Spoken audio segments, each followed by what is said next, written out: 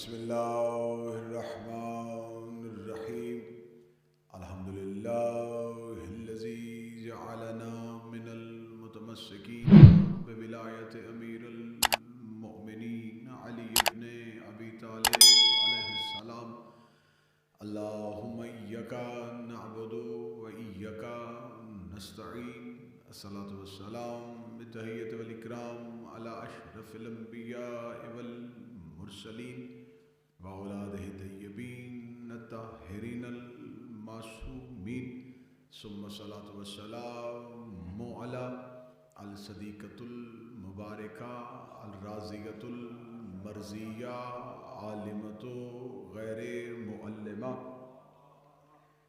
محافظۃ النبوہ وناشرۃ الولایہ بنت القلم والنون وسر بین الکاف والنون والدلیل ارادت کن فیکون وکتاب المکنون آیت اللہ العظمی وزوجت آیت اللہ الکبریٰ ام الکتاب ام القرآن ام الانوار ام الآئمہ ام المعصومین ام العلوم ام الہدیٰ ام الحسن ام الحسین ام المحسن و ام ابیہا السیدہ فاطمۃ الزہراء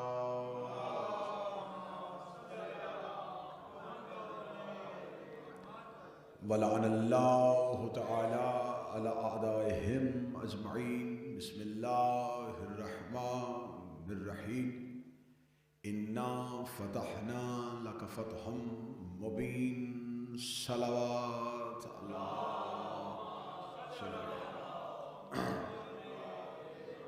دعائے مالکان ذکر بندگان ذکر کا وارثان ذکر کی بارگاہ میں پیش ہونا قبول و منظور فرمائے۔ آقازادی آج کی اس مجلس جو فاتح شام شہزادی کی دہلیز اقدس پہ خیرات کے لیے ہے، میرا مالک بارہویں آقا و مولا اس عبادت کو قبول و منظور فرمائے۔ آج کی مجلس کے بانی جناب سید محمود گیلانی اور جناب سید ظفر عباس جعفری صاحب کی توفیقات خیر میں اضافہ فرمائے۔ جتنے بھی آپ مومنین و مومنات مولا کی بارگاہ میں شہزادی کا پرسہ دینے کے لیے حاضر ہوئے ہیں، شہزادی ہم تمام کا پرسہ اپنی بارگاہ میں قبول و منظور فرمائے۔ آقازادی آپ کی نسلوں کو مولا حسین کا عزادار فرمائے۔ مومن مخصوص بابا جی آگے تشریف لیں، بسم اللہ۔ مومن جتنے بھی مومنین بیمار ہیں اور ایک مومنہ زامن شاہ جی کی دادی ہیں، علی عابد شاہ صاحب کی والدہ ہیں، وہ علیل ہیں، دعا فرمائے شہزادی کی عزت کا صدقہ میرا مالک انہیں آج کی شب مکمل صحت عطا فرمائے۔ اور جو بھی مومنین بیمار ہیں جن کے نام ہم ممبر پہ نہیں لے سکتے لیکن آپ زبانوں پہ یا ذہنوں میں سوچ کے بیٹھے ہیں، تو میرا مالک ان تمام کو صحت کامل و عاجلہ نصیب فرمائے۔ اس امام بارگاہ کے متعلقین، اس امام بارگاہ کے منتظمین اور خادمین کی توفیقات میں اضافہ فرمائے۔ بارہویں آقا اور مولا کے ظہور میں تاجیل فرمائے۔ دعاؤں کی قبولیت کے لیے ممکنہ حد تک بلند آواز میں صلوات تلاوت فرمائے۔ اللہم صلی علی محمد و آل محمد۔ جیسا کہ آپ تمام احباب یقینی طور پہ یہ جانتے ہیں کہ آج کی مجلس مخصوص و منسوب ہے ملکہ ملک بقا اور بانی رسم عزا فاتح شام پاک شہزادی کے ذکر کے ساتھ۔ بعض کیونکہ عقائد اور فضائل کی تشہیر کا تعلق ممبر سے ہے، اور کچھ ایسی شخصیات ہیں جن کو ممبر پہ فضائل کے حوالے سے فراموش کیا گیا، اور انہی ہستیوں میں سے ایک ہستی اس شہزادی کی ہے، کیونکہ جب بھی ممبر سے اس شہزادی کے ذکر کیا گیا تو مصائب کی صورت میں کیا گیا، لہٰذا یہ طے پا گیا کہ شاید یہ ہستی جو ہے اسے صرف ہم مصائب کی صورت میں یاد کر سکتے ہیں۔ گو کہ لقب ام المصائب ہے، لیکن فضائل اس شہزادی کے اتنے ہیں کہ فضیلت کے لیے یہی کافی ہے کہ یہ علی کے گھر ہو کے بھی عالمہ غیر معلمہ تھی۔ اللہ اکبر، اللہ اکبر۔ میں جملہ پھر واپس لوں گا اور پھر آپ کو عطا کروں گا تاکہ آپ جملے کو پھر سمجھیں گے۔ بابا جی، ان پڑھوں کے گھر میں کوئی یہ کہے نا کہ مجھے کسی نے نہیں پڑھایا تو یہ سمجھ آ جاتی ہے۔ پڑھے لکھوں کے گھر میں کوئی کہے نا کہ میں کسی سے نہیں پڑھا تو یہ بات عقل کو حیران کر دیتی ہے۔ اس شہزادی کا لقب ہے عالمہ غیر معلمہ۔ یہ وہ عالمہ ہے جس نے کسی سے تعلیم نہیں لی اور پھر بھی عالمہ ہے، یعنی کہ یہ خالق نہج البلاغہ کے گھر رہتی ہے ہائے، اور پھر بھی عالمہ غیر معلمہ، جس کے گھر میں سید المرسلین ہے، صاحب منبر سلونی ہے، سیدت النساء العالمین ہے، لوح محفوظ کا مطالعہ کرنے والا حسن جیسا قاری، نوک نیزہ پہ قرآن پڑھنے والا حسین جیسا قاری، ان تمام ہستیوں کے باوجود جو کسی سے علم نہ لے، علم جس کی ذات کا خاصہ ہو، اسے فاتح شام شہزادی کہتے ہیں۔ اور خصوصاً مجالس میں اس بی بی کا تذکرہ اس لیے کرنا چاہیے، یہ مجلسیں صدقہ ہیں جو اس شہزادی کی، یہ عزاداری، یہ رسم عزا، یہ سیاہ لباس، یہ ماتم، یہ رونا، یہ آنسو، یہ کربلا کی تشہیر کی بانی جناب سید ہے۔ کربلا چھپ جاتی اگر سید آ ہوتی، کربلا ذہنوں میں آ ہی نہ سکتی اگر یہ شہزادی نہ ہوتی۔ اب اس شہزادی کا تذکرہ کرنا ہے اور مجھے اس شہزادی کی شجاعت پڑھنی ہے۔ بابا جی، اکثر لوگ کہتے ہیں کہ علی کی بہادر بیٹی، لفظ بہادر بی بی کے لیے استعمال نہیں کیا جا سکتا کیونکہ امیر المومنین فرماتے ہیں کہ بہادری عورت کی خامی ہے، بہادری مردانگی کا زیور ہے۔ علی فرماتے ہیں عورت بہادر ہو تو یہ خوبی نہیں ہے، یہ عورت کی خامی ہے، حیا عورت کا زیور ہے، مردانگی میں بہادری ہے، مرد بہادر ہونا چاہیے، عورت صاحب حیا ہونی چاہیے۔ ہاں اگر گھر کے مرد بہادر نہ ہو تو کئی بار عورتوں کو میدان میں آنا پڑتا ہے۔ مولا حسین عزت عطا میں بہت سوچ کے لفظ استعمال کر رہا ہوں۔ شہزادی کے لیے لفظ بہادر نہیں کہا جا سکتا، ہاں شجاع کہا جا سکتا ہے۔ مولا ٹھیک ہے، شجاع اس لیے کہا جاتا ہے کہ بہادر اور ہوتا ہے، شجاع اور ہوتا ہے۔ جو خطرہ دیکھ کے میدان میں اترے اور خطرے کا سامنا کرے اسے بہادر کہتے ہیں، جسے میدان میں دیکھ کے خطرہ وہاں پہنچے ہی نہ اسے شجاع کہتے ہیں۔ جب بھی علماء نے اس کو لفظ استعمال کیا انہوں نے کہا علی کی شجاع ترین بیٹی، یہ علی کی وہ بیٹی تھی جس کے ہاں شجاعت مشہور تھی۔ اس شہزادی کی شجاعت مجھے آپ کے سامنے پڑھنی ہے کہ اس نے کتنی بڑی جنگ لڑی تھی، کس انداز سے جنگ لڑی تھی۔ اس کے لیے مجھے تاریخ میں تھوڑا پیچھے جانا پڑے گا۔ فتح مکہ ہے، اس نبی کو جسے مکہ سے پتھر مار کے، کانٹے بچھا کے، اذیتیں دے کے نکالا گیا تھا، وہ رسول اسی وطن میں، اسی شہر میں بادشاہ بن کے، لشکر لے کے، جاہ و جلال کے ساتھ اسی شہر میں داخل ہو چکا تھا۔ جو ہی وہ اس شہر میں داخل ہوا، لیکن یہ انسانیت کا پہلا فاتح تھا جو گردنیں کاٹتا ہوا نہیں آ رہا تھا، بلکہ سفید پرچم کو اٹھائے ہوئے گلیوں میں امن کا پیغام دیتا ہوا، لوگوں کے گھروں کے دروازوں کو امن کے ساتھ بند کرتے ہوئے رسالت مآب چل رہے تھے۔ مکہ فتح ہو چکا تھا، جنہوں نے سب سے زیادہ اذیتیں دی انہیں قیدی کر کے رسول کے سامنے کھڑا کر دیا گیا تھا۔ یہ تاریخ انسانیت کا ایسا موڑ تھا جس میں دیکھا انسانیت نے کہ یہ پہلی فتح تھی، یہ پہلی جنگ تھی جو بغیر تلوار کے ہوئی، جہاں گردنیں نہیں کٹی، جہاں خون نہیں بہا، اور جو سب سے ازلی ترین دشمن تھے صرف نبی کے نہیں، نبی کے دادا کے، نبی کے خاندان کے، انہیں نبی کے سامنے کھڑا کر دیا گیا۔ چھوٹے قبیلے والوں نے پہلے ہی لمحے میں اسلام قبول کر لیا۔ اب تاریخ نے ہمیں ایک منظر دکھایا کہ اسی مکہ کا جو سردار تھا اور بہت بڑے جتھے اور بہت بڑے قبیلے کا مالک تھا، نام جس کا ابو سفیان تھا، اسے رسول کے سامنے لا کے کھڑا کیا گیا۔ ذہن میں ایک بات یاد رکھیے گا کہ عربوں میں قبیلوں میں فرق تھا. چھوٹے قبیلے کھڑے ہو رہے تھے، لیکن جب سردار کو پیش کیا گیا تو یہاں اب سب کی آنکھیں کھلی تھی کہ یہ جو سامنے آیا ہے یہ بھی بہت بڑے قبیلے کا مالک ہے، اور جو سامنے بیٹھا ہوا ہے یہ بھی بہت بڑے قبیلے کا مالک ہے. آپس میں دشمنی بھی بہت تھی، کیونکہ اس نے بہت زیادہ اذیت رسول کو دی ہوئی ہے. آج وہی نبی کے سامنے قیدی بنا کے کھڑا کیا گیا ہے جو میدان جنگ میں بدر احد میں نبی کے سامنے گیا تھا. آج رسول اس کے ساتھ کیا سلوک کریں گے؟ مکے والوں کی سانسیں پھول رہی تھی. یقیناً اور یقیناً حق یہی بنے گا، رسول اس کے قتل کا حکم دیں گے. اگر یہ قبیلے کا سردار قتل ہو گیا مکے میں خون ریزی ہو جائے گی. یہ بہت بڑے قبیلے کا مالک ہے. لیکن رسالت مآب نے انسانیت کی ذہنیت اور فطرت انسانیت کو سامنے رکھتے ہوئے رسالت مآب نے کمال جملہ کہا. جب اسے قیدی بنا کے رسول کے سامنے کھڑا کیا، ابو سفیان کو بھی یقین تھا کہ میری گردن کٹے گی، لیکن رسالت مآب نے ایک جملہ کہا. رسالت مآب نے کہا جا میں نے تجھے آزاد کیا.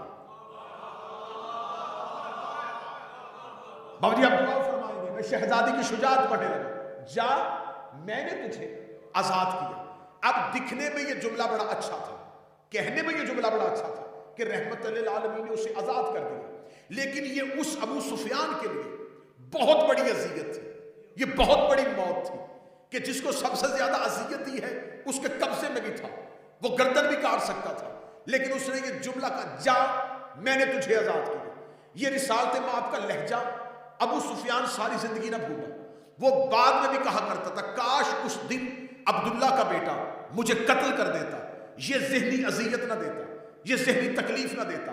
اب میں مکے کی جس گلی سے گزرتا ہوں لوگ مجھے دیکھے کہتے یہ ہے وہ جسے محمد نے آزاد کیا تھا، یہ ہے وہ جسے اس دن مصطفیٰ نے رحم کھا کے آزاد کیا تھا. رحم کے ساتھ میں نہیں رہنا چاہتا تھا، میں نہیں چاہتا تھا کہ میں ترس والی زندگی گزاروں، میں نہیں چاہتا تھا کہ زمانہ میری پہچان اس انداز سے کرے کہ یہ ہے وہ جسے مصطفیٰ نے معاف کیا تھا. دیکھو اس نے اس دور میں کتنی تکلیفیں پہنچائی، اس نے معاف کر دیا، اس نے معاف کر دیا. یہ نبی کی معافی اس کے ایک بار قتل ہونے سے کہیں زیادہ اذیتناک تھی. وہ جب تک سانسیں لیتا رہا اسی اذیت میں لیتا رہا. مجھے محمد نے آزاد کیا، مجھے محمد نے آزاد کیا. آخر اس نے مرتے ہوئے اپنے بیٹے کو وصیت کی. اس نے کہا اگر میرے بعد کبھی اسلام کی حکمرانی تمہارے ہاتھ میں آ جائے، میں ایک اذیت ذہن میں لے کے مر رہا ہوں کہ مجھے فتح مکہ پہ محمد نے کہا تھا، عبداللہ کے بیٹے نے کہا تھا جا میں نے تجھے آزاد کیا. اگر میرے بعد کچھ ایسا کھیل کھیل لو کہ اسلام کی باغ دوڑ امیہ کے ہاتھ میں آ جائے، ہمارے ہی خاندان میں آ جائے، تو اب ایک بدلہ ضرور لینا. اس محمد کے خاندان کے کسی نہ کسی فرد کو ایسے ہی کھڑا کر کے میرا بدلہ چکانا اور اسے کہنا جا ہم نے تجھے آزاد کیا. لہٰذا اس نے اپنے بیٹے کو یہ بات وصیتاً کہہ دی. اب امیہ میں باپ کی وہ دشمنی بیٹے میں منتقل ہو گئی. اس کے ذہن میں یہ تھا کہ یہ بدلہ نبی سے میرا باپ نہیں لے سکا، لیکن نبی کے بعد کیونکہ نبی کا جانشین علی ہے، نبی کا بھائی علی ہے، نبی کا داماد علی ہے، تو یہ بدلہ میں علی سے لوں گا. لہٰذا ابو سفیان کا بیٹا معاویہ یہ حسرت لے کے بیٹھا ہوا تھا کہ میں علی کو کسی نہ کسی جنگ میں قید ضرور کروں گا اور اسے دربار میں کھڑا کر کے اپنے باپ والا بدلہ چکاؤں گا. جا میں نے تجھے آزاد کیا. اس نے اس کے لیے بڑی پلاننگ کی. اس نے مولوی خریدے، اس نے مورخ خریدے، اس نے شہر فتح کیے، اس نے جگیریں فتح کی. لیکن اس کی زندگی میں ایسا موقع بن ہی نہیں رہا تھا. وہ صفین میں گیا، علی جنگ جیت گئے. وہ جمل میں جا رہا تھا، علی جنگ جیت رہے تھے. وہ جو بھی سازش کر رہا تھا علی اس کی سازش کا منہ موڑ رہے تھے. آخر اس کی یہ ساری سازشیں شام تک رہ گئی. اس کی حسرت پوری نہ ہو سکی کہ باپ کی خواہش تھی کہ ایک میں سے کسی کو کھڑا کر کے کہنا جا میں نے تجھے آزاد کیا. وہ یہی حسرت لے کے دنیا میں امیر المومنین کی 21 رمضان شہادت ہو گئی. اس نے کہا اب یہی بدلہ میں حسن سے لوں گا. میرے مولا حسن کو خبر تھی یہ کون سی اذیت میں ہے، یہ کس اذیت میں زندگی گزار رہے ہیں. میرے مولا حسن نے معاہدے کی شرطیں لکھ دی، معاہدہ ان کے منہ پہ ڈال دیا. وہ حسرت ذہن میں تھی. مولا حسن 28 صفر دنیا سے چلے گئے. اس کی وہ حسرت جو باپ نے وصیت کی تھی وہ پوری ہو سکی. معاویہ مرتا ہوا اپنے بیٹے یزید کو کہہ دیا کہ خاندان بنو ہاشم کے کسی نہ کسی فرد کو ضرور ایک بار دربار میں کھڑا کر کے وہی میرے باپ کا بدلہ لینا. جا میں نے تجھے آزاد کیا. بس یزید تخت پہ بیٹھ گیا. اس نے حسین سے بیعت کا مطالبہ کیا. حسین نے 28 رجب کو انکار کر دیا. اس نے کہا حسین نے انکار کیا ہے، میں حسین کو قید کروں گا، میں حسین کو قید کر کے شام کے دربار میں کھڑا کروں گا. میں دادے کا بدلہ لینا چاہتا ہوں، میں باپ کی وصیت پہ عمل کرنا چاہتا ہوں. لیکن حسین نے مکہ میں آ کے بد احرام توڑے. اس کی نیت کو جانتے ہوئے ہوئے میں تاریخ لمحوں میں چٹکیوں میں آپ کے سامنے گزارنے لگا ہوں. حسین ابن علی کربلا میں چلے گئے, اس نے 9 لاکھ کا لشکر بھیجا, 9 لاکھ کو حسین کی عسکر کی مسکراہٹ نے ہرا دیا, 9 لاکھ کو عباس کے دبدبے نے ہرا دیا, 9 لاکھ کو اکبر کی جوانی نے ہرا دیا. جس نے دیکھا کہ میں حسین کو قید نہیں کر سکا, میں عباس کو قید نہیں کر سکا, میں اکبر کو قید نہیں کر سکا, اس نے کہا کہ ایک بچا کے لانا ہے, تم نے سارے قتل کرنے ہیں, ایک بنی ہاشم کا مرد بچا کے لانا ہے. انہوں نے سید الساجدین کو بچایا, سجاد کے ہاتھوں پر زنجیریں ڈالی, سجاد کو قید کر کے یہ شام کی طرف لے کے جانے لگے. جب جو سجاد کے قدم شام کی قریب بڑھ رہے تھے, یزید کے دل میں وہ باپ کی وصیت پوری کرنے کی امید جاگ رہی تھی. اس نے کہا میرے دادے کی حسرت تھی, میرے باپ کی وصیت تھی, نہ دادا پوری کر سکا نہ باپ پوری کر سکا, اب تو حسین بھی قتل ہو گیا, عباس بھی مارا گیا, سجاد شام کے باہر آ گیا ہے. اس نے شام شہر میں منادیاں کروا دی, اس نے لوگوں کو اکٹھا کیا, 36 ملکوں کے سفیر بلا دیے, پورا شام اس نے مرد عورتوں سے بھر لیا کہ آج پوری دنیا کے سامنے میں اپنے دادے کی ذلت کا بدلہ لوں گا. اس نے دربار سجا لیا تھا, روم کے سفیر بٹھائے, یمن کے سفیر بٹھائے, کیسر و کسرا کے سفیر بٹھا دیے. اس نے تمام سفرا کو بٹھا کے اس نے کہا میں دادے کی شکست کا بدلہ لوں گا. ادھر پورا دربار سج گیا, تب پورا دربار سج گیا. اس نے کہا اب کھولو دربار کا دروازہ, اب بلاؤ حسین کے بیٹے کو, میں پوری دنیا کے سامنے آج اپنے دادے کی شکست کا بدلہ لینا چاہوں گا. ادھر سجاد کا پہلا قدم دربار میں آیا, یزید نے تخت چھوڑا, اس کے حلق سے لفظ نکل کے زبان پہ آنے لگا تھا کہ آج میں بھی سجاد کو کہوں گا جا میں نے تجھے عذاب کیا. ابھی جملہ اس کی زبان پہ تھا کہ سجاد کے پیچھے سے علی کی بیٹی نے سجاد کے کانٹے پہ ہاتھ رکھا, بی بی نے سجاد کو پیچھے کر کے یزید کے تخت کے سامنے جگہ یمنا تل کا ہوئے ہمارے آزاد کردہ غلام کے بیٹے.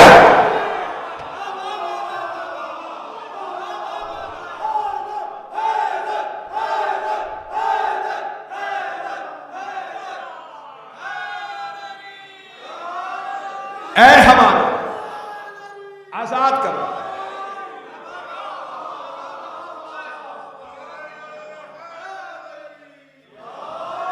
اے ہمارے آزاد کردہ غلام کے بیٹے. وہی بات جو نانا نے مکہ میں کہی تھی, نواسی نے شام میں کہہ دی. نانے نے بھی بغیر لڑائی کے مکہ فتح کیا تھا, اور سب سے بڑے دشمن کو آزاد کیا تھا. نواسی نے دربار میں کھڑے ہو گیا, اور ہمارے آزاد کردہ غلام کے بیٹے. آپ کیا سمجھتے ہیں کہ اس لفظ میں کوئی طاقت نہیں تھی؟ اس نے جو لوگ اکٹھے کیے تھے انہوں نے مکہ نہیں دیکھا تھا. اس کے باپ نے 70 سال مسلسل باپ اور دادا تاریخ لکھواتے رہے تھے, مورخ خریدے ہوئے تھے, قلم خریدے ہوئے تھے. انہوں نے صرف امیہ کی تعریفیں لکھوائی تھی, صرف اپنے خاندان کی تعریفیں لکھوائی تھی. لہٰذا دنیا کی 1/3 اکثریت کو مکے والا دین پتہ ہی نہیں تھا, مدینے والا دین پتہ ہی نہیں تھا کہ مکہ میں فتح کیسے ہوئی تھی, رسول نے کس کس کو معاف کیا تھا, بدر میں کیا ہوا تھا, احد میں کیا ہوا تھا, مدینہ میں کیا ہوتا رہا, علی کا علم کیا تھا. لوگ اس سے واقف ہی نہیں تھے کیونکہ انہوں نے تاریخ خود لکھوائی تھی. جب بی بی نے پہلا جملہ کہا نا آزاد کردہ غلام کے بیٹے, پورے دربار میں لوگوں نے کان میں کہا کس نے کس کو آزاد کیا تھا. یہ جو بی بی ابھی بولی ہے, اس نے اس دور کے بادشاہ کو کہا آزاد کردہ غلام کے بیٹے. کس نے کس کو آزاد کیا تھا؟ اس نے یہ جملہ کیوں کہا؟ ابھی آوازیں کانوں میں جا رہی تھی.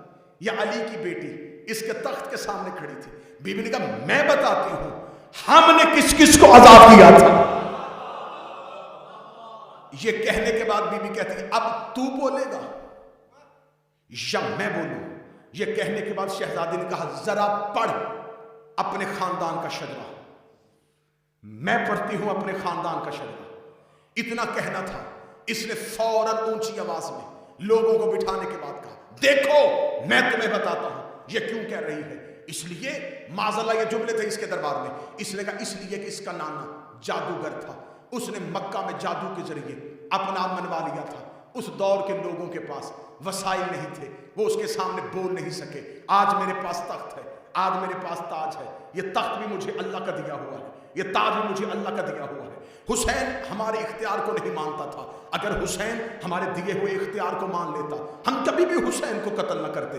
اتنا کہنا تھا، یا لوگوں نے کہا اچھا تو اس کا مطلب یہ ہے کہ جنگ اس بات کی تھی کہ حسین نے تیرے اختیار کو نہیں مانا تھا۔ اب لوگوں نے ایک دوسرے کے منہ پہ کان رکھ کے، کان پہ منہ رکھ کے کہا اچھا لڑائی مذہب کی نہیں تھی، لڑائی اختیار کی تھی۔ چاہیے تھا حسین کو اس کے اختیار کو مان لیتے، چاہیے تھا حسین کو اس کے اختیار کو مان لیتے۔ جب پورے دربار میں اختیار کا لفظ گونجا، علی کی بیٹی نے دربار میں تخت کے سامنے کھڑے ہو کے کہا پہلے تو بتا تیرے پاس اختیار ہے کیا؟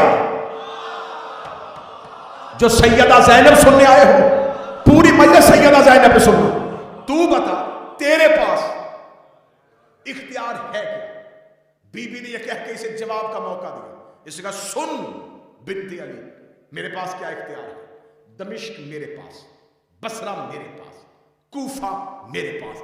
اس نے ملک گنوانے شروع کیے، اس نے کہا اس ملک میں اتنی حکومت، اس ملک میں اتنی حکومت، فلاں میرا گورنر، فلاں میرا گورنر، بیت المال میں میرے اتنے خزانے، لشکر کی تعداد اتنی۔ اس نے جب اپنی پوری سلطنت کا رقبہ بتا دیا، دیکھ کے کہنے لگا اب تو بتا تیری سلطنت کیا ہے؟ شہزادی نے کہا میں تجھے اپنی سلطنت بتانا چاہتی ہوں، دیکھ تو اپنی سلطنت بتاتا رہا، میں خاموش سنتی رہی۔ تو نے ملک گنوائے، میں نہیں بولی، تو نے شہر گنوائے، میں نہیں بولی، تو نے لشکر کی تعداد بتائی، میں نہیں بولی۔ اب میں اپنی سلطنت بتانے لگی ہوں، لیکن پہلے میں تجھ سے کہنا چاہتی ہوں کیونکہ تیرے دربار میں اتنا شور ہو رہا ہے کہ انہوں نے تجھے تو بادشاہ سمجھ کے تیری آواز سن لی، اب شور زیادہ ہے، میں تجھ سے مخاطب ہونا چاہتی ہوں، لیکن میں صرف تجھ سے پہلے اتنا کہنا چاہتی ہوں، یہ تیرے دربار میں لوگ گھوڑوں پہ سوار کھڑے ہیں، انہیں کہیں کہ اپنے گھوڑوں کے ٹاپوں کو روکیں،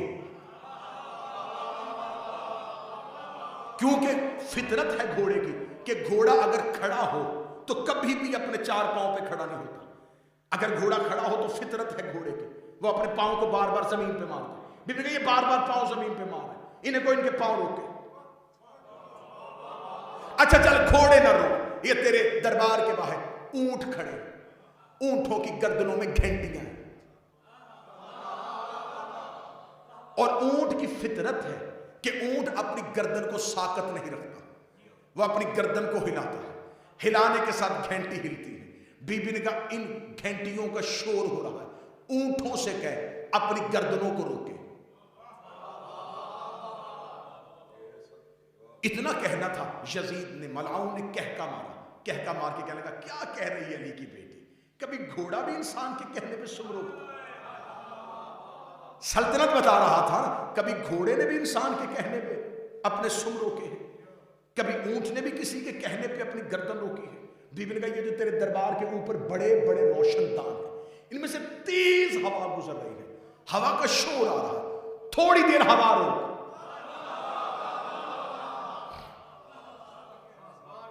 جب اتنا کہا تو دربار میں لوگوں نے مسکرانا شروع کیا، کیا کہہ رہی ہے علی کی بیٹی؟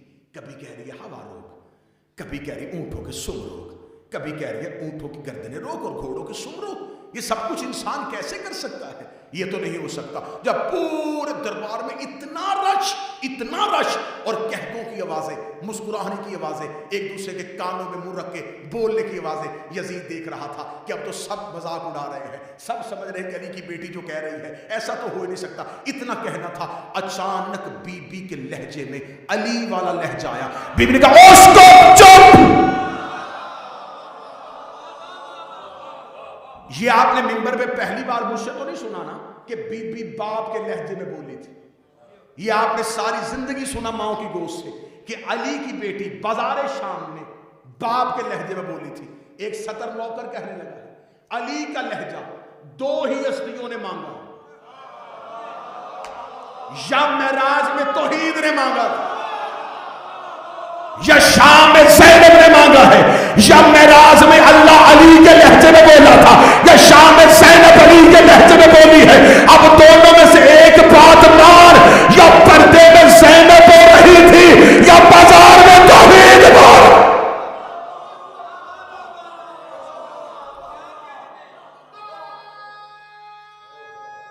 بسم اللہ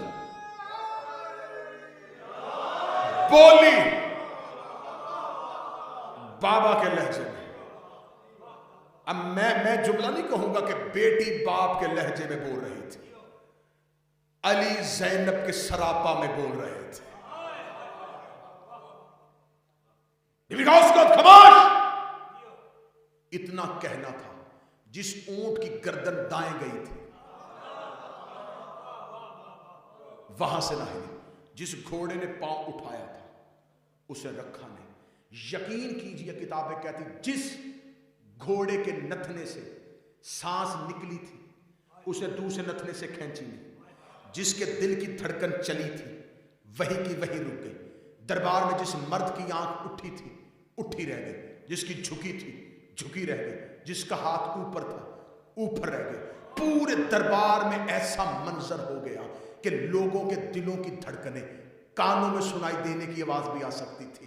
ایسا سکوت کا عالم ہوا کہ جب پورا سناٹا طاری ہو گیا. اب میں اپنا جملہ کہتا مجمع چپ ہو جاتا. مجھے حسین کی عزت قسم دعوی رخسار سے مجھے دکھ نہ ہوتا. میں جملہ پڑھنے لگا ہوں اپنے 5ویں امام باقر العلوم کا. میرے مولا باقر العلوم نے اس منظر کو کس انداز میں پیش کیا تھا. میرے مولا باقر العلوم کہتی ہے اس منظر میں دربار میں جب میری دادی بول رہی تھی، مولا باقر کہتے ہیں ایسے لگتا تھا جیسے بتوں کے جھرمٹ میں کعبہ بول رہا ہو.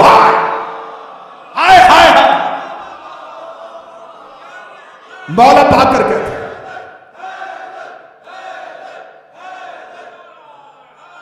یا ایسے لگتا تھا جیسے بتوں کے جھرمٹ میں کعبہ بول رہا. جو کھڑے تھے وہ انسان نہیں لگ رہے تھے، پتھر کے بت لگ رہے تھے.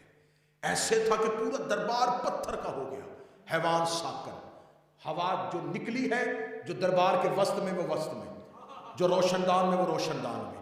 آنکھ پلک جھپک نہیں رہا کوئی بھی. جب پورے دربار کا یہ منظر ہوا، یزید بھی یوں پتھر کی صورت میں تھا.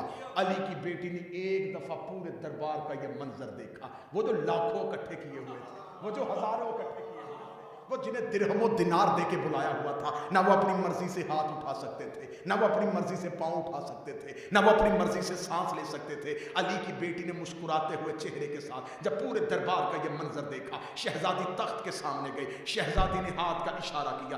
یزید کے ناپاک بدن میں اس کی روح واپس آئی. یزید کے ناپاک بدن میں روح واپس آئی. اس نے اپنی آنکھوں کو جھپک کے جب دربار کا منظر دیکھا، اس نے جلاد کو اشارہ کیا، تلوار وہیں پہ ہے. اسے سپاہیوں کو بلایا، سپاہی پتھر کے ہیں. اس نے گھوڑوں کو دیکھا، حیوان پتھر کے ہیں. اس نے دربار کا منظر دیکھا، اس کے بدن میں کپ کپی طاری ہوئی، اس کے چہرے پہ موت کی زردی آئی. علی کی بیٹی اس کی آگے گئی. اب بتا کہتی تو ہے یا ہم ہے؟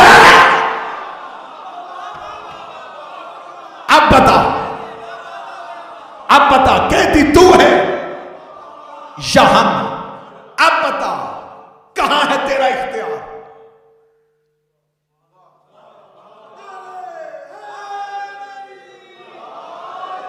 اتنا کہنا تھا، تھر تھر کانپا یزید. دیکھنے لگا علی کی بیٹی، تجھے بابے کا واسطہ زندگیاں واپس کر دے. میں مان رہا ہوں کہ تم ہی کن فیکون کے مصداق ہو.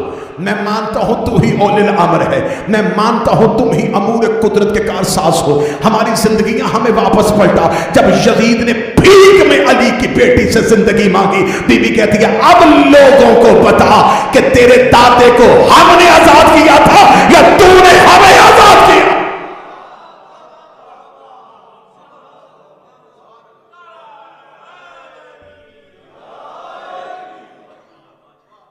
یہ جو اللہم صلی علی محمد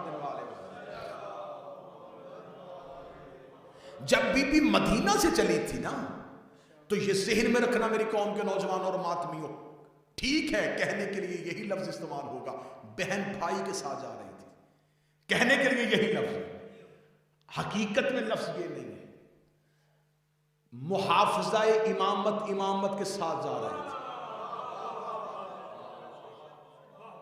پھپھی بھتیجے کے ساتھ نہیں.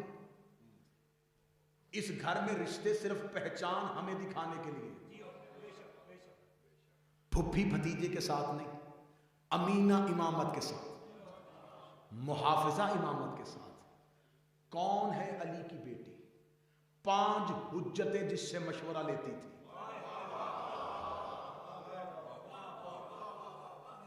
इमाम होता है अल्लाह का तर्जमान। पहले इमाम का ओहदा देखो कि इमाम कौन है। इमाम है जमीन पे अल्लाह का नुमाइंदा। इमाम वो है जो अल्लाह के अहकामात को जमीन पे इंसानियत तक पहुंचाए और नाफज करे। ये है इमाम का ओहदा।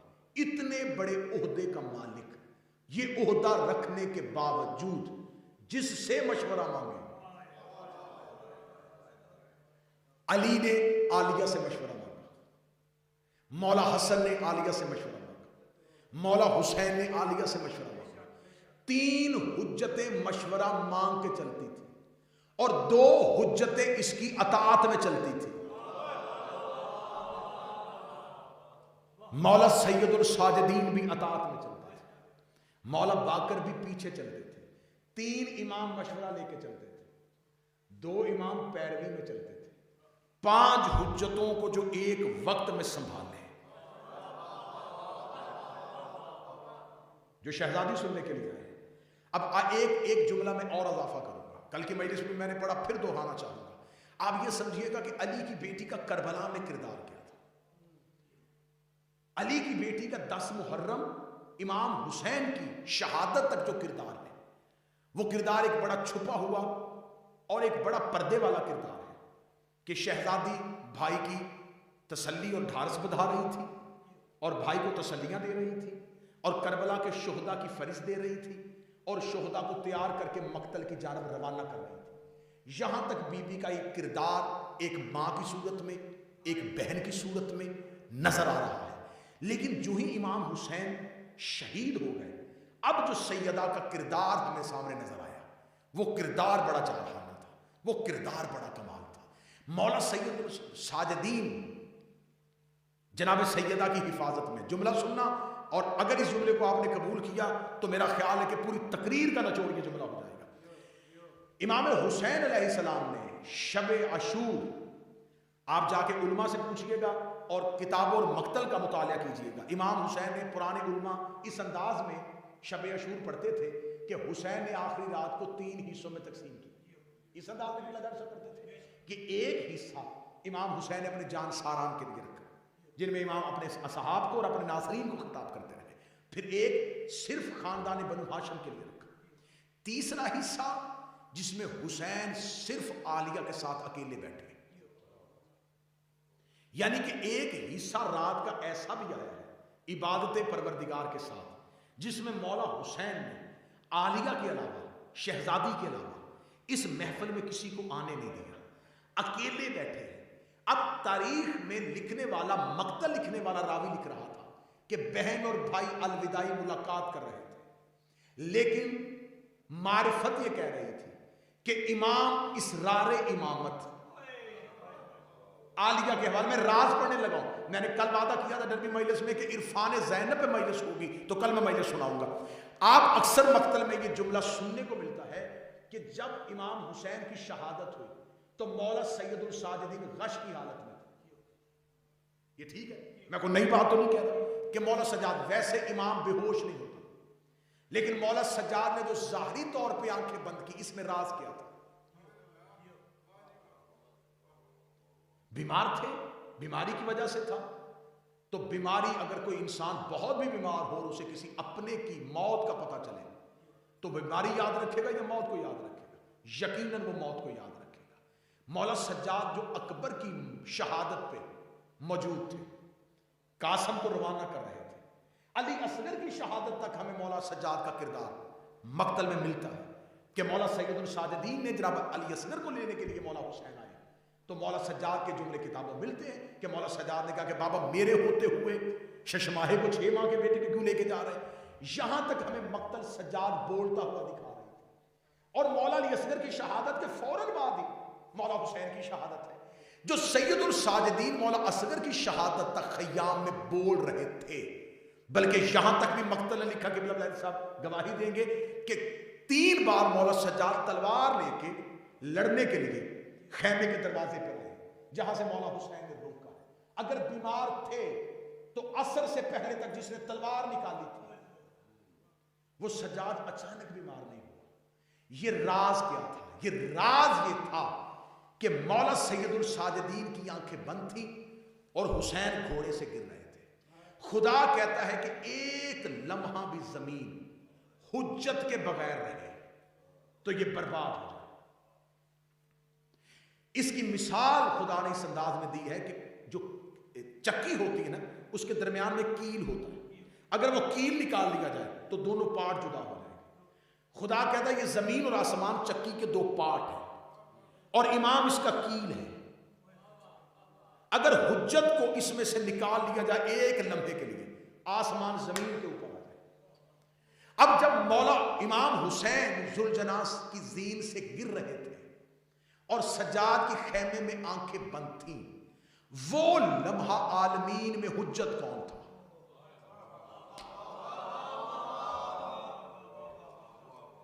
میں مسیح سے بی بی کا فضائل پڑھنے لگا۔ پھر آپ کو ممبر سے یہ سنی سنائی باتیں، میں نئی بات کہوں گا تو آپ کو پریشانی ہوگی، یہ بات ہم نے اتنے علماء سے تو نہیں سنی، سنائی ہوئی باتوں کے سے نتیجہ نکالنے لگا۔ پھر آپ کو علماء نے ممبر سے یہ بھی بتایا کہ شام غریبہ بی بی نے آ کے مولا سجاد کو جگایا اور جگا کے کہا سجاد خیام کو آگ لگ چکی ہے، میں پوچھنے آئی ہوں کہ ہمیں خیام میں رہنا ہے یا باہر جانا۔ یہ جملہ سنا ہوا ہے۔ اس کا مطلب ہے کہ خیام کو آگ لگنے تک مولا سجاد کی آنکھیں بند تھیں۔ مولا حسین کی شہادت سے لے کے خیام کو آگ لگنے تک زمانے پہ حجت دورہ کون تھی؟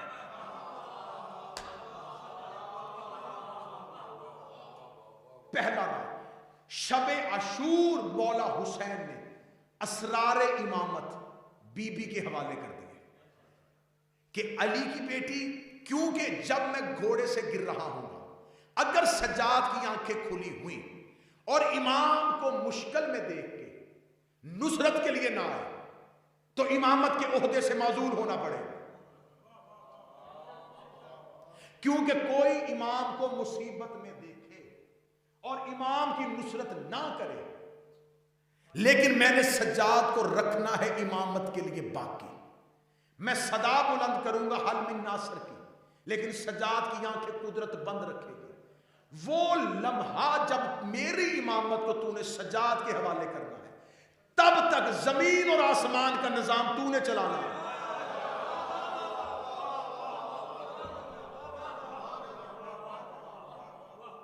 آپ بی بی کو صرف کربلا میں ایک بہن کے طور پہ دیکھ رہے ہیں، آپ بیٹی کے طور پہ دیکھ رہے ہیں۔ 10 محرم کو زینب عالیہ امام وقت بنی ہوئی تھی، حجت دورہ بنی ہوئی تھی، زمین اور آسمان کے نظام کو کنٹرول میں لیے ہوئے بیٹھی تھی۔ اب جب بی بی نے زمین اور آسمان کا کنٹرول اپنے ہاتھ میں رکھا تھا، اب یہاں جملہ سنا جس کے لیے میں نے محنت کی ہے۔ اب یہاں جملہ یہ ہے کہ کربلا میں 9 لاکھ نے مولا حسین کے علی اصغر کو بھی قتل کیا تھا۔ جنہوں نے اصغر کو بھی قتل کر دیا تھا، انہوں نے سجاد کو قتل کیوں نہیں کیا؟ کیا وہ اہمیت سجاد سے واقف نہیں تھے؟ یقیناً واقف تھے، اور انہیں یہ بھی پتا تھا کہ اگلا امام سجاد ہے۔ اس کا مطلب ہے کہ ان کا آسان ہدف مولا سجاد ہونے چاہیے تھے کہ ہم نے امام حسین کو شہید کر دیا ہے، اب مولا سجاد کو بھی شہید کرے تاکہ امامت کا دروازہ بند ہو جائے۔ جنہوں نے حسین شہید کیا تھا وہ سجاد تک کیوں نہ پہنچے؟ یقیناً مقتل کی کتابیں لکھتی ہے کہ مولا سجاد کو قتل کرنا چاہتے تھے۔ یہ جو خیام میں آگ لگی ہے، 300 کے قریب لشکر جو کم از کم تعداد ملی ہے، اور زیادہ سے زیادہ 3000 تعداد ملی ہے، 300 یا 3000 کا لشکر خیام حسینی میں صرف اکیلے سجاد کو قتل کرنے کے لیے خیمہ حسین میں داخل ہو رہا تھا کہ ہم، اور حکم عمر بن سعد ملعون نے دے دیا تھا کہ حسین کے بیٹے کو قتل کرو۔ سجاد کو قید کرنے کا حکم نہیں تھا، مولا سجاد کو قتل کرنے کے لیے لشکر بھیجا گیا تھا، یا 300 یا 3000۔ 3000 کے لشکر نے خیام کو آگ لگائی، چاروں طرف سے خیموں کو گھیرا کہ عورت کی فطرت ہوتی ہے، بچے کی فطرت ہوتی ہے، یہ جلتی ہوئی آگ دیکھ کے، گرتی ہوئی دیوار دیکھ کے بھاگ جاتے ہیں، لہٰذا خیموں کو آگ لگائیں گے، عورتیں بھی بھاگ جائیں گی، بچے بھی خیام سے نکل جائیں گے، پیچھے بچ جائے گا اکیلا سجاد۔ ہم بھگدڑ میں جا کے سجاد کو قتل کریں گے اور یہ ہو جائے گا خیام حسینی میں بھگدڑ میں، اللہ جانے کس نے حسین کے سجاد کو قتل کر دیا۔ یہ پورا خوفناک منصوبہ لے کے 3000 کا لشکر جلتے ہوئے خیمے میں داخل ہو رہا تھا، یا 3000 کے لشکر کی آنکھیں پھٹی کی پھٹی رہ گئی جب انہوں نے دیکھا کہ ایک مستور چلتے ہوئے خیمے کے اندر آ رہے ہیں۔ جلتے ہوئے خیمے کے اندر آ کے پھپھی بھتیجے کے سامنے نہیں کھڑی تھی، حجت کی تو آنکھیں بند تھی، عالیہ اس دور کی حجت تھی، بی بی نے حجت ہونے کی حیثیت سے سجاد کے سامنے کھڑے ہو کے جملہ کہا، بی بی نے کہا اگر ایک تلوار بھی سجاد کی طرف آئی تو یاد رکھنا میں اس وقت حجت دورہ ہوں، میں آسمان کو زمین پہ مار دوں۔ اور 3000 کے لشکر نے کہا کہ صرف اس نے کہا نہیں۔ جب یہ پہنچے تھے تو شام میں یزید ملعون نے پوچھا کہ سجاد قتل کیوں نہیں ہوا؟ انہوں نے کہا اس لیے نہیں ہوا کہ جب ہم نے دیکھا کہ یہ بی بی نے یہ جملہ کہا ہے تو انہوں نے کہا ہماری آنکھیں دیکھ رہی تھی، یہ صرف بول نہیں رہی تھی، آسمان اس کی ہتھیلی پہ تھا، یہ آسمان کو ہتھیلی پہ اٹھائے ہوئے تھے۔ یہی وجہ ہے کہ جب حجت مصیبت کی حالت میں ہوتی ہے، جب میں مصائب ہے لیکن جملہ اس انداز میں سنیے گا، جب مولا علی کے گلے میں رسی ڈال کے بیعت کے لیے لے کے جا رہے تھے تو یہی جملہ جو بیٹی نے کربلا میں کہا یہ ماں نے مدینے میں کہا تھا، بی بی بڑی سیدہ نے کہا تھا کہ اگر علی کے گلے سے رسی نہ نکالی تو میں آسمان کو زمین پہ مار دوں گی۔ اور جناب سلمان محمدی کہتے ہیں کہ میں نے مسجد نبوی کی دیواروں کو اٹھتا ہوا دیکھا، اتنی مسجد نبوی کی دیواریں اٹھ گئی تھی کہ ایک تیز رفتار گھوڑا نیچے سے گزر سکتا تھا، کعبے کی بنیادیں ہلنی شروع ہو گئی۔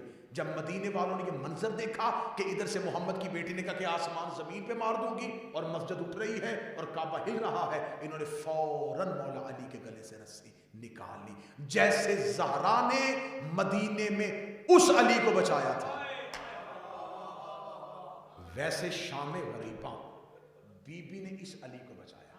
اور پھر کربلا سے شام تک زینب یوں سجاد کا ہاتھ پکڑ کے چلی اور کہتی کسی کی ہمت ہے تو آؤ سجاد کی طرف، جو قاتل کے شہر تک اولاد محمد کو بچا کے لے کے گئی، اسے زینب کہتے ہیں۔ آپ کیا سمجھتے ہیں کہ اس بی بی کی امامت ممنون کیوں ہوئی؟ اس کے احترام میں حسین اٹھ کے کیوں کھڑے ہوتے تھے؟ اس کا شکر اتنا امامت نے ادا کیوں کیا؟ لا الہ الا اللہ ختم ہو جاتا اگر محمد رسول اللہ نہ ہوتا، محمد رسول اللہ ختم ہو جاتا اگر علی ولی اللہ نہ ہوتا، اور مجھے اس منبر کی عزت کی قسم ہے علی ولی اللہ ختم ہو جاتا اگر شام میں زینب کا خطبہ نہ ہو۔ اپنے خطبے کی دھار کے ساتھ میں پڑھوں گا سیدہ کی درد، اور اگر برداشت کر سکوں تو شہادت کا جملہ، لیکن میں نے مجلس میں منتوں کا عادی نہیں ہوں، جیسے ایک قاری کو تلاوت کرنی چاہیے ویسے ہی ذکر تلاوت سمجھ کے کرتا ہوں، لیکن منت آج کروں گا۔ آج عالیہ کی شہادت اور درد پہ سید ضرور رونا، اس بی بی کی شہادت پہ سادات ضرور رویا کرو، کیونکہ حسین کا قاتل خود روایت کرتا ہے کہ میں نے شام غریباں دیکھا، ہر لاش پہ کوئی مستور رو رہی تھی۔ قاتل کہتا ہے میں نے 2 بچوں کی لاشیں دیکھی، ان کی لاشوں پہ رونے والا کوئی نہیں تھا۔ یہ چلتا چلتا حسین کے سجاد کے پاس آیا، دیکھے گا سجاد ان بچوں کی ماں مر تو نہیں گئی؟ ہر ایک لاش پہ ماں رو رہی ہے، ان بچوں کی لاش پہ کوئی نہیں رو رہا۔ سجاد کی آواز آئی خبردار جملہ نہ کہے، یہ میری پھپھی زینب کے بیٹے ہیں۔ کہا پھر زینب کہاں ہے؟ فرمایا زینب حسین کو رو رہی۔ ساری زندگی روئی، صرف حسین کو روئی۔ آج اولاد زہرا اس بی بی کو رونا۔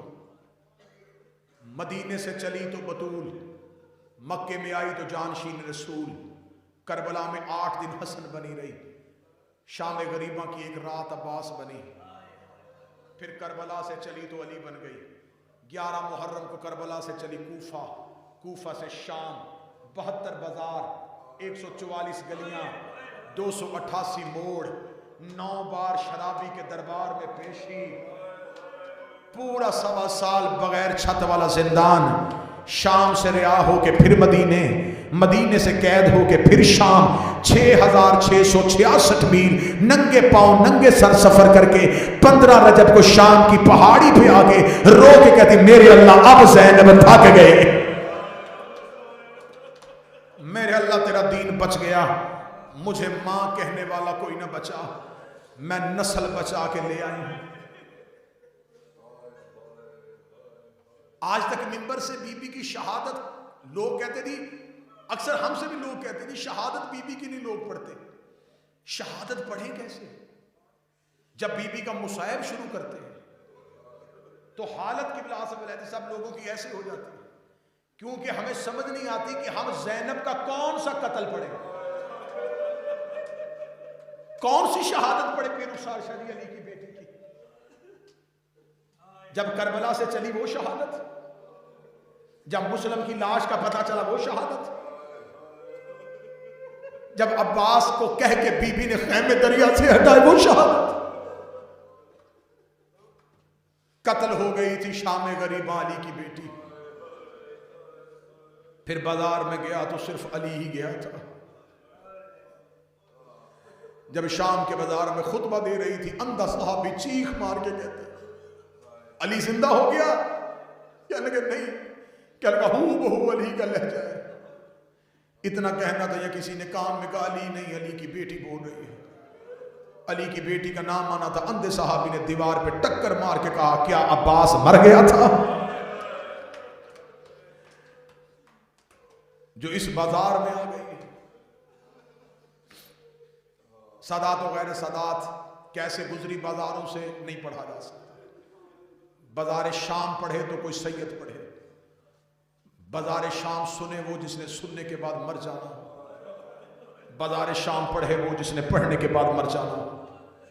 لوگ سمجھتے ہیں کہ صرف شام میں پتھروں کی بارش ہوئی تھی، شام سجاد کا جگر کھا گئی تھی، مجھے بول کے بتاؤ جس سجاد نے اکبر کی شہادت برداشت کر لی تھی، جس نے عباس کے کٹے بازو برداشت کر لیے تھے، جس نے بابے کی 13 ضربیں برداشت کر لی تھی، کچھ نہ کچھ تو ایسا شام میں ہوا ہے جو سجاد کا جگر پھٹ گیا ہے۔ جب صحابی نے پوچھا تھا مولا سجاد تیرا جگر کب پھٹا تھا؟ فرمایا جب بدماشوں میں ماں زمین پہ چلتی دیکھی تھی، رو رو کے کہہ رہی تھی سجاد مجھے رستہ کوئی نہیں دینا، بس قید آزاد ہوئی۔ حوصلے کے ساتھ سنتے آنا، مصائب تفصیل نہیں پڑھنا چاہتا ہوں تاکہ 10 سے 12 منٹ کم از کم مصائب پڑھ سکوں۔ اس بی بی کو سال میں ایک بار رویا جاتا ہے اس انداز کے ساتھ، ویسے تو ہر مجلس میں سیدہ زینب پڑھی جاتی ہے، لیکن آج مخصوص بی بی کا درد ہے تو صرف فاتح شام پڑھنا چاہتی ہوں۔ یزید ملعون نے رات کے اندھیرے میں تخت پہ بیٹھ کے کہا، سپاہی سے کہتا حسین کے بیٹے کو زندان سے بلا کے لا۔ سپاہی آیا، اس نے کہا علی ابن الحسین تجھے حاکم نے دربار میں بلایا۔ مولا سجاد نے کہا کمینے پیشیوں کا کوئی وقت ہوتا ہے، تمہارا جب جی چاہتا ہے ہمیں دربار میں بلا لیتے ہو۔ آدھی رات کو سجاد کو دربار میں لے کے آئے، جو سمجھ رہے ہیں جو ماتم کی نیت لے کے بیٹھے ہیں وہ اگلے جملے کی وضاحت نہیں پوچھیں گے اور ہائے کہہ دیں گے، بلایا چوتھے کو تھا پانچواں بھی ساتھ اٹھا۔ مجبوری کو امام کی اتنی بڑی تھی، چوتھے نے کمر سیدھی کی، پانچویں کے تلوے زمین سے اٹھ گئے۔ دونوں وقت کے امام یزید ملعون کے دربار میں آ کے کھڑے ہوئے۔ یہ ملعون دے کے اس نے پہلا جملہ کہا، اس نے کہا حسین کا بیٹا میں تیری قیدیں آزاد کرتا ہوں۔ قیدیں آزاد کرنے کا نام مانا تھا سجاد ٹھنڈی آہ بھر کے کہتے مجھے بتا میں جاؤں کہاں؟ یہ دیکھ رہا جہاں جانا ہے جا، لیکن میں قیدیں آزاد کرتا ہوں۔ مولا سجاد رو کے کہتے مجھے بتا میں جاؤں گا کہاں؟ یہ دیکھ لگا مدینے چلے جا۔ سجاد رو کہتے کون سا مدینہ جہاں عباس ہوتا تھا، جہاں کبھی اکبر ہوتا تھا، تو نے میرا مدینے میں چھوڑا کیا ہے؟ یہ کہنے لگا کہیں بھی جانا ہے جا لیکن شام چھوڑ دے۔ سجاد رو کے کہتے کیوں کہتا ہے شام چھوڑ؟ یہ دیکھ لگا میری مجبوری ہے، وہ جسے کڑیوں میں دفنا کے آیا ہے نا اس کے رونے کی آواز اب بھی میرے محل سے آ رہی ہے۔ آدھی آدھی رات کو میرے محل میں کسی بچی کے رونے کی آواز آتی ہے، مجھے ڈر لگتا ہے کہیں تیری سکینہ کی بددعا مجھے مار نہ دے۔ مولا سجاد نے کہا پھر فیصلہ میں نے نہیں، فیصلہ میری ماں نے کرنا ہے۔ اس نے کہا تو حسین کا بیٹا ہے، وہ حسین کی بہن ہے۔ مولا سجاد نے کہا میں امام ہو کے وارث نہیں، وہ بہن ہو کے وارث ہے، فیصلہ میں نہیں کروں گا، فیصلہ میری ماں کرے گی۔ مولا سجاد زندان میں واپس آئے، ریت کے مصلی پہ بیٹھی تھی علی کی نمازی بیٹی، मौला सजाद ने आके माँ के पाँव के तलवे पे हाथ रखा, अम्मा यजीद कैद आज़ाद कर रहा है, ले जी दर्द में शुरू करने लगा हूँ। बीबी आलिया ने सर सजदे से उठा के कहा, इससे पूछ शाम की औरतें थक गई? जिसने हाय नहीं कहा उसने खुद को अमीर समझा है। हाय बीबी तेरे हौसले के सदके। बीबी ने कहा शाम की औरतें थक गई हैं क्या? शाम में पत्थर खत्म हो गए। मौला सजाद ने कहता, वो कहता है सकीना के रोने की आवाज़ें मुझे सोने नहीं देती। बीबी देख के कहती, ना सजाद, मैं हसन की बहन हूँ, मैं हुसैन की बहन हूँ।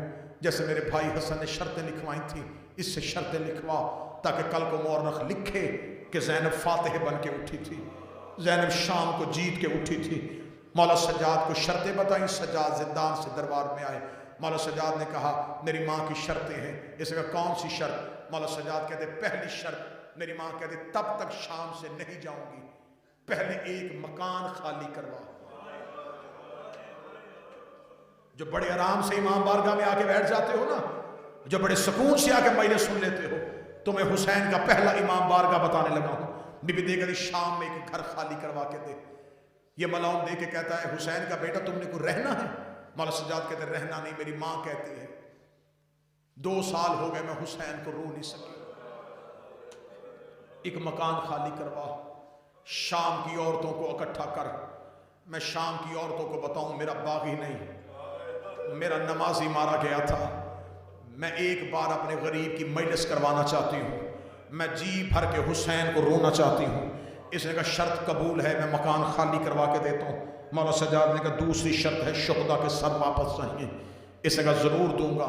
मौला सजाद ने कहा, तीसरी शर्त है, मुझे 3 ऊँट चाहिए। इसने कहा, बिल्कुल दूंगा। मौला सजाद ने कहा, अगली शर्त है, जज़लम का बेटा बशीर मुझे मुहारी की सूरत में चाहिए। इसने कहा, वो भी दूंगा। मौला सजाद ने अगली शर्त पढ़ने से पहले जिगर पे हाथ रख लिया। सज्जाद जमीन पे बैठ गए। मैं बीबी से माफी मांग के अगली शर्त पढ़ने लगा हूं। मुझे नहीं पता इस मजमे में जो सैयद बैठे हुए शर्त को कैसे बर्दाश्त करेंगे। मैं सैयदों से पहले माफी मांग के अब वो शर्त पढ़ने लगा हूं। मौला सज्जाद ने 4 शर्तें बता दी। 5वीं शर्त बताने से पहले इतना रोया हुसैन का बेटा सज्जाद। ये कमीना दे के कहता, सज्जाद मैंने तेरी सारी शर्तें मान ली हैं, अब कौन सी ऐसी शर्त है जो तुझसे बताई नहीं जा रही? मौला सज्जाद ने एक हाथ जिगर पे रखा, चेहरा दीवार की जानब करके लगा, मेरी माँ की चादर मुझे वापस कर। जब कहना कुरान के खिलाफ मुझे वापस कर, खैमों का लुटा हुआ माल मुझे वापस कर। मैंने पहले सैयदों से माफी मांगी थी, जब कहना मुझे खैमों का लुटा हुआ माल माफ कर। अब जो जुमला इसने कहा, सैयद घरों तक रोते हुए जाओगे, ये कहका मार के कहता है 36 मुल्कों की फौज ने लूटा था ज़ैनब का खैमा, जिसके हाथ जो आया वो लेके चला गया। सज्जाद में चादरें नहीं बनवा देता हो। सज्जाद की आवाज है, मुझे मेरी माँ का खिलाफ वापस कर। इसका करेगा क्या?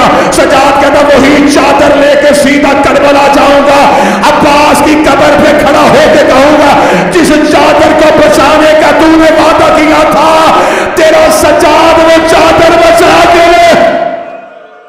हौसला हौसला हौसला हौसला।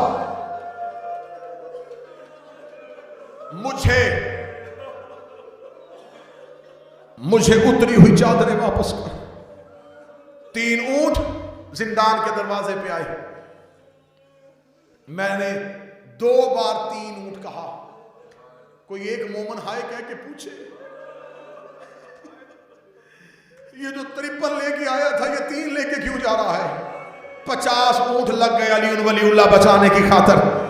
खर्चा देख दीन पे सैयदों का, इतना नबियों के बेटों का खर्चा नहीं आया जितना अली की बेटियों का आ गया। 3 ऊंट जिंदान के दरवाजे से उठे, कब्रस्तान मुसाफरा से गुजरे, कब्रस्तान मुसाफरा से गुजरते हुए करबला में पहुंचे।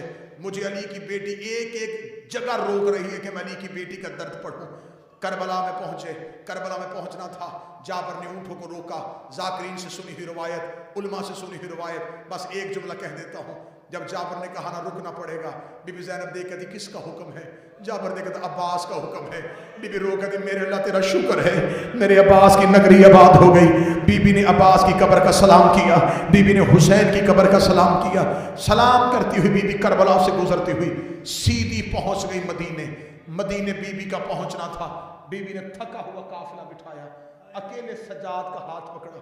हाथ पकड़ दे, सज्जाद मेरी आंखों की बिनाई हो नहीं रही, मेरी अब कमर में जोर नहीं रहा, सज्जाद मुझे एक बार नाने की कब्र पे ले जा। آج جو بندے کو خبر ہے نا کہ آج علی کی بیٹی کا جنازہ اٹھا تھا، آج اس انداز میں بی بی کی شہادت سننا کہ 12واں پردے میں تم سے راضی ہو جائے کہ انہوں نے حق بنایا ہے میری دادی کی شہادت کا. بی بی دیکھ کر سجاد مجھے نانے کی قبر پہ لے کے جا. مولا سجاد نے ہاتھ پکڑا. میں نہیں پڑھ سکتا، میری زبان میں طاقت نہیں کہ میں منظر پڑھوں کہ کس طرح چلی تھی. میں منظر پڑھوں گا میں خود مر جاؤں. میں اشارہ کر کے پڑھ دیتا ہوں. ایسے گئی جیسے اکبر کی لاش. وضاحت مجھ سے نہ پوچھنا، تمہیں حسین کا واسطہ. بی بی پہنچی روضہ رسول کے دروازے پہ. یہ جو آج بابا جی آپ ابھی واپس آئے، یہ جو آج مدینہ روضہ رسول ہے، یہ ایک چھوٹا سا کمرہ، بند دروازہ. علی کی بیٹی نے وہ سجاد جو شام تک پھپھی کے ساتھ تھا، یہاں کے بی بی کی آواز ہے سجاد واپس چلا جا. مولا سجاد کی آواز ہے مجھے کوفے سے واپس نہیں کیا، میں بازاروں میں تیرے ساتھ رہا، میں درباروں میں ساتھ رہا. اما تو اب مجھے واپس کیوں بھیج رہی ہے؟ رو کے کہتی اب سنانی ہے میں نے نانے کو باتیں. سجاد ایک بار واپس چلا جا. سجاد کو واپس کیا. بہار الانوار میں علامہ مجلسی نے بی بی کا نوحہ لکھا ہے. میرے سامنے نوحہ خان بھی بیٹھے ہو، شعرا بھی بیٹھے ہو. تم شاعر کا لکھا ہوا نوحہ سن کے روتے ہو. میں وہ نوحہ پڑھنے لگا ہوں جو علی کی بیٹی زینب کا لکھا ہے، زینب کا پڑھا ہے. اور ماتم کہاں ہوا تھا؟ قبر محمد پہ. بی بی نے روضہ رسول کے دروازے پہ ہاتھ رکھا. بی بی نے نوحے کی پہلی سطر پڑھی. بی بی رو کے کہتی نانا نانا ایک بار قبر سے نکل کے پہچان میں وہی زینب ہو. بی بی نے دوسری سطر پڑھی. بی بی رو کہتی نانا تیری اذان بچ گئی، میرا مؤذن مارا گیا. بی بی نے تیسری سطر پڑھی. بی بی رو کہتی نانا تیری نماز بچ گئی، میرا نمازی مارا گیا. چوتھی سطر پڑھنے سے پہلے علی کی بیٹی نے کٹڑی کھولی. کٹڑی سے حسین کا تیروں والا کرتا نکالا. کرتا قبر محمد میں چادر بنا کے ڈالا. رو کہتی ایک بار قبر سے نکل کے پہچان یہ اسی حسین کا کرتا ہے جو تیری زلفیں تھاما کرتا تھا. قبر محمد میں زلزلہ آ گیا. اب سید مجھے جملہ معاف کر دینا. قبر محمد سے آواز ہے زینب کرتا ہٹا، زینب کرتا ہٹا، زینب کرتا ہٹا. رو کے کہتی نانا تجھ سے بیٹے کا کرتا برداشت نہیں ہوا، رات آدھی ہونے دے، میں اکیلی تیری قبر پہ آؤں گی. میں تیری قبر کا چراغ بجھا کے تجھے اپنا کرتا دکھا. حوصلہ حوصلہ حوصلہ. نانا میں تیری قبر پہ آ کے تجھے اپنا لباس دکھاؤں. نانا زینب 2 سال ایک لباس میں گزار کے آئی ہے.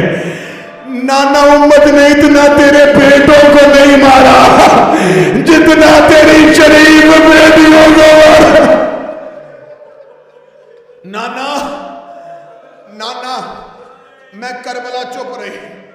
نانا میں مکے نہیں بولی. نانا میں کربلا سب کو حوصلے دیتی رہی. نانا میں شام میں سب کو حوصلے دیتی رہی. نانا آج زینب کا حوصلہ برداشت میں نہیں ہے. نانا آج میری باتیں سن. نانا مجھ سے سن میں تیرا دین کیسے بچا کے آئی ہے. ابھی عالیہ بولنا شروع ہوئی یا قبر محمد سے آواز ہے زینب مجھے درد نہ سنانا. رو کے گٹھری اٹھائی. اٹھا کے دی اچھا نانا تو بھی درد نہیں سنے گا. اٹھی قبر محمد سے سامنے حسن کی قبر پہ نظر پڑی. دوڑ کے حسن کی کچی قبر پہ گر گئے. رو کے کہتی حسن میں نے تیرے جنازے سے تیر کھینچے تھے. حسن میں تیرے قاسم کی لاش گٹھڑی میں سنبھال کے لے کے آئی تھی. حسن میں تجھے درد سنانے لگی. اٹھ میرا بھائی میرے درد سن. قبر حسن ہل گئی. آواز ہے زینب ابھی تو میرا کفن سرخ ہے، ابھی تو میرا کفن میں لہو بند نہیں ہوا. زینب مجھے اپنے درد نہ سنانا. سامنے ماں کی کچی قبر پہ نظر پڑی. رو کے کہتی جس کی باپ نہ سنے مائیں اس کی سن لیتی ہیں، جن کی بھائی نہ سنے مائیں ان کی سن لیتی ہیں. اماں میں تیرے پہلو پہ پٹیاں باندھتی رہی ہوں. اماں میں بابے کے زخمی سر پہ پٹیاں باندھتی رہی ہوں. اٹھو میری ماں فاطمہ مجھ سے میرے درد سن. قبر زہرا سے آواز آئی زینب میری قبر پہ بیٹھ جا.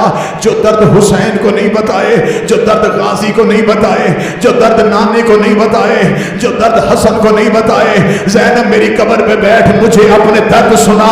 اب ماتمیوں اس سے آگے برداشت کرو گے تو شہادت پڑھوں گا، ورنہ اس کے بعد نہ پڑھا جاتا ہے نہ سنا جاتا ہے. بی بی زینب نے کہا اماں تو تیار ہے میں تجھے درد سنا دوں. दूं। आवाज आई हाँ ज़ैनब मुझे दर्द सुना। बीबी ने एक दफा दाएं और बाएं देखा, माँ की कच्ची कब्र की मट्टी को चूमा, रो के कहती अम्मा तुझे याद है मैं 28 रजब को तेरी कब्र पे आएगी, मैंने तेरी कब्र पे बैठ के वादा किया था अम्मा मेरा कोई बचे न बचे, मैं तेरी नस्ल बचा के आऊंगी। हाँ ज़ैनब मुझे तेरा वादा याद है। रो के खड़ी होकर कुर्ता झाड़ के कहती अम्मा ना मेरा औन आया है ना मेरा मोहम्मद आया है, तेरा सजाद भी ले आई हो, तेरा बाकर भी ले आई हो, तेरा सजाद भी जिंदा है, तेरा बाकर भी जिंदा है। ज़हरा की आवाज है ज़ैनब तेरा बड़ा शुक्रिया, तो इमामत बचा के ले आई। रो के कहती मुझसे सुन तो सही, तेरे बच्चे बचाने के लिए मुझे देना क्या पड़ा। आवाज आई ज़ैनब कैसे बचाया है। रो कहती हुसैन घोड़े की जीन से गिर गया, 3000 बंदा घोड़े पे बैठ के हाथों पे नेज़े लेके तेरे सजाद को कत्ल करने के लिए